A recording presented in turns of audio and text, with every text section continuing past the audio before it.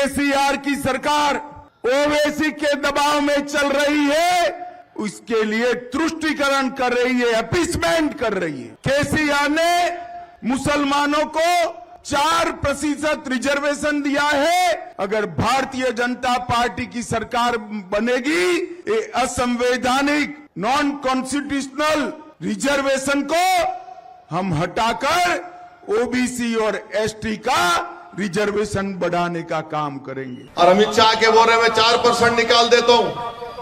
कैसा निकालते? Supreme court के स्टे पे है वो सिर्फ मजहब के नाम पे नहीं मिल रहा।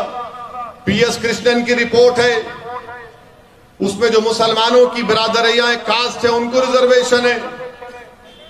जलती बीजेपी, हसद करती हमारे बच्चे गवर्नमेंट के मुलाजिम बन रहे, डॉक्टर बन रहे, पुलिस में जा रहे, एमआरओ बन रहे, गरीब तरक्की कर रहा है, इनको पसंद नहीं आता और बोल रहे यूनिफॉर्म सिविल कोड लेके आएंगे।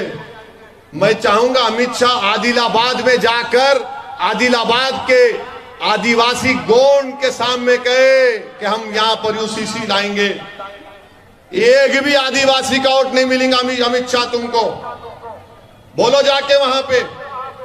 तो ये इनका मकसद एक ही है कि किसी ना किसी तरह तेलंगाना में बीजेपी क्या चाहती, कोalition गवर्नमेंट बन जाए यहां पर।